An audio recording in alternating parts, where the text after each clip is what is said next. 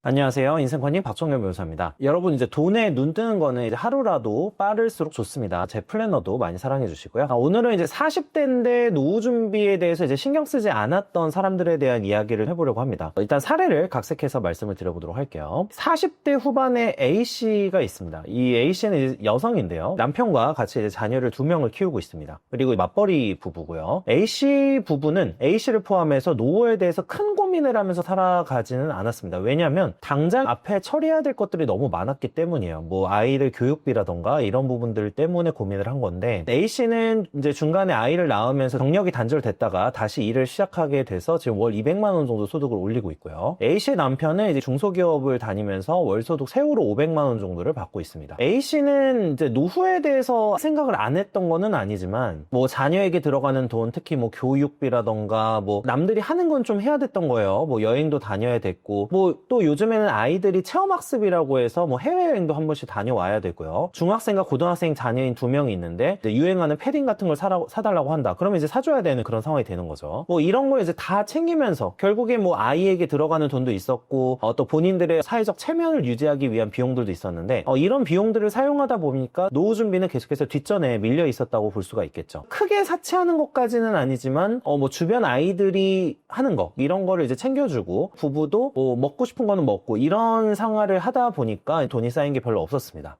아이들 같은 경우에도 크게 뭐 공부를 잘해서 뭐 상위권 명문대를 들어갈 수 있는 그런 상황은 아님에도 불구하고 아이들에게 원망을 듣고 싶지 않았던 거죠. 원망을 듣고 싶지 않다 보니까 교육을 시킬 건 또 시켜야 되는 거예요. 뭐 자녀 중에 한 명이 이 학원은 다니고 싶어, 뭐 주변 친구들이 많이 다녀, 이러면 이제 그 학원은 보내줘야 되는데 그 학원 비용이 이제 상당했던 거죠. 그 A씨 가족의 경우에는 이제 순자산이 전세금 이외에는 크게 많지가 않아요. 이제 전세로 이제 경기도에서 거주 중인데 해당 집의 전세값이 한 2억 정도 됩니다. 전세금 2억 원 가량은 있기는 있는데 실제 통장에 1,000만 원도 없고, 뭐 어떨 때는 500만 원도 없는 그런 경우들이 상당히 많았어요. A씨 가족 같은 경우에는 이제 뭐 집을 사려고 하는 의도는 있었지만 이제 돈이 되지 않아서 늘 사지 못했고요. 처음에는 서울에서 전세로 이제 생활을 시작을 했는데 점차 집값이 오르고 전세값이 오르면서 계속해서 뒤로 밀려나는, 경기도 근교로 밀려나는 그런 경험을 해버렸습니다. 늘 A씨 부분 돈에 쪼들려요. 돈이 이제 들어왔다가 뭐 카드 대금으로 바로 나가기도 하고, 예상 외의 지출들이 발생을 하면은 이제 통장에 별로 남아있는 돈이 없는 그런 상황들이 계속해서 반복이 됐습니다. 뭐 좀 지출이 많은 달에는 200만 원으로 이제 그 통장 잔고가 줄기도 하고요. 뭐 카드로 결제하는 것도 많고 할부로 결제하는 것도 많고, 또 월급이 들어오면 일단은 뭐 절반 이상이 카드 대금으로 빠져나가요. 그래서 A씨 부부가 노후의 준비다 이렇게 말할 수 있는 거는 국민연금 정도 수준밖에는 없습니다. 정확하게는 강제로 노후 준비가 되고 있는 거지 본인들의 의지로 노후 준비를 제대로 하지는 않은 거죠. 네, A씨 부부가 믿고 있는 게 하나 있어요. 그 정부에서는 계속해서 국민연금에 대해서 강조를 합니다. 그리고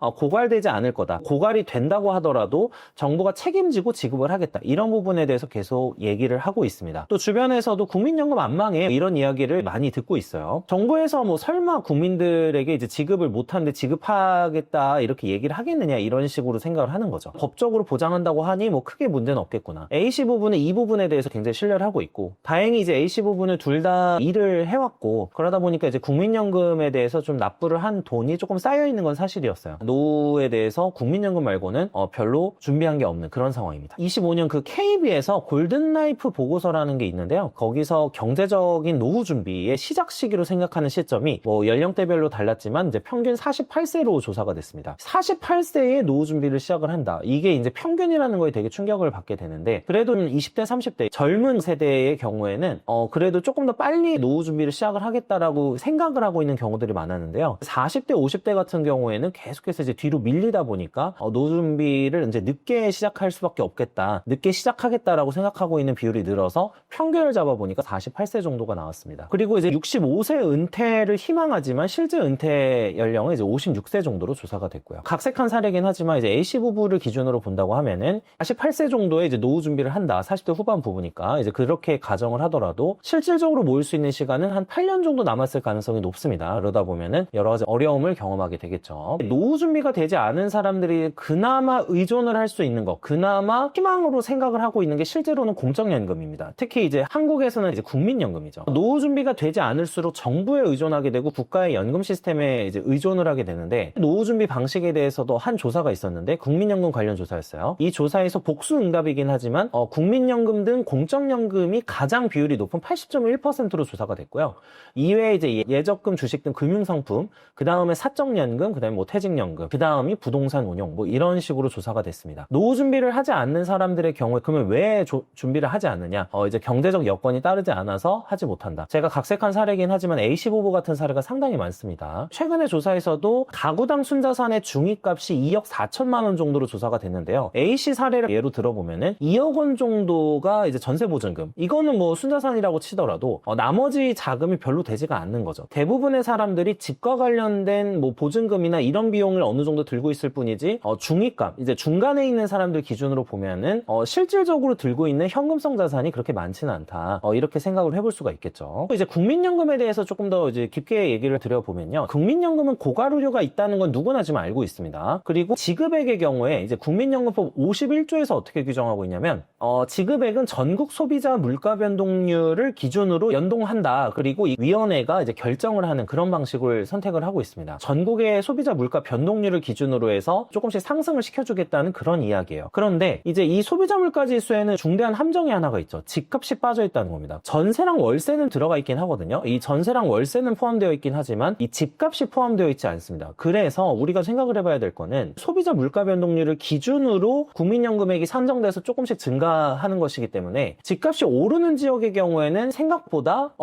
그 국민연금의 상승액, 지급되는 금액이 그렇게 높지가 않아요. 우리가 이제 이미 양극화를 많이 경험하고 있지만 지방 지역은 사실은 오히려 떨어지는 경우도 상당히 많잖아요, 부동산이. 그리고 향후에는 더 그런 경향이 심해질 거고요. 자, 그러면 이거를 전국 소비자 물가 변동률을 기준으로 해서 판단을 하게 되면은 우리가 흔히 살고 싶어하는 이제 서울 지역이나 경기도 수도권 지역이나 이런 지역에 있는 사람들은 돈이 녹아내리는 경험을 하게 되는 겁니다. 실제로 연금 액수가 이제 물가 변동률을 기준으로 해가지고 조금씩 늘어난다고 하더라도 실질적으로 우리가 받을 수 있는 돈은 녹아나서 점점 없어지고 있다라고 생각을 하는 게 현명한 생각입니다. 설령 국민연금액이 이제 충분하다고 하더라도 다른 어떤 물가나 이런 거가 더 크게 상승을 하면은 연금액이 늘어난다고 하더라도 상대적으로는 가난해지는 그런 상황이 되고요. 국민연금은 실제로는 납부하고 있는 사람들의 재산을 거의 지키지 못할 가능성이 높다고 저는 생각을 하고 있습니다. 그리고 이거는 화폐경제 시스템을 조금만 이해해도 이럴 가능성이 높다라는 걸 우리가 체감을 할 수 있죠. 보통 우리가 이제 CPI라고 해서 소비자 물가 변동이 지금 2%대가 나옵니다. 한국은 2점 후반대에서 뭐 중반대 왔다 갔다 하는데 우리가 그 소위 말하는 M2 증가율, 뭐 M0나 M1으로 예를 들어도 되는데 M2 증가율이 이제 서울의 부동산값, 보통 이제 전 세계에서 대도시의 부동산 상승률이 메가시티라고 해서 대도시에게 몰리고 있는데 예를 들면 서울이라고 가정을 하면은 서울의 집값이나 전세나 월세 상승률에 대비해서는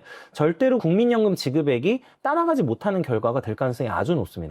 결론적으로 말씀을 드리면은 공적연금에 의존하는 분들은 점점 더 가난해질 수밖에 없습니다. 물론 이제 준비가 안 됐기 때문에 공적연금에 의존할 수밖에 없는 구조지만 이 공적연금을 그나마 동아줄로 생각하고 계신 분들의 경우에는 생각을 바꿀 필요가 있지 않나라는 게 제 개인적인 생각이에요. 이제 뭐 집값 상승률이나 기타 다른 재산 증식을 위한 지출도 물가 상승에 포함을 한다라고 하면 좀 달라질 수는 있는데 사실 이렇게 될 가능성은 없겠죠. 왜냐하면 이렇게 되면 지급액이 확 늘어나고 기금의 고갈 시기를 엄청나게 앞당기는 결과를 초래할 겁니다. 그래서 이 공적연금의 한계에 대해서는 사람들이 많이 생각을 좀 해봐야 되지 않나. 요즘에는 사실 유행하는 게 그 퇴직연금 상품, 그 다음에 뭐 연금저축펀드, 연금저축계좌, 그 다음에 IRP 뭐 이런 것들이 유행을 하고 있죠. 이거에 대해서는 저는 뭐 긍정적으로 생각은 합니다. 최근에 베스트셀러 책 중에서도 이 연금으로 뭐 55세부터 300만 원을 받는 뭐 이런 컨셉으로 작성되어 있는 책들이 상당히 많은데요. 다만 요거의 한계는 뭐냐, 어떻게 운용하느냐, 운용 수익률에 따라서 복리 금액이 달라지게 되죠. 거기에다가 납입 기간에 따라서도 그 금액이 큰 차이를 보이게 됩니다. 여기다가 현금이 녹아나고 있기 때문에 지수 추종 ETF를 매수를 하고 있으신 분들이 많은데 그래도 뭐 S&P 500이나 이런 건 어느 정도는 따라가기는 하겠지만 어느 정도 한계가 있을 수밖에 없죠. 이거는 빨리 깨닫는 사람이 유리한 구조이기 때문에 그 부분에 대해서도 생각을 해봐야 되고 보통 레버리지를 사용할 수는 없거든요. IRP나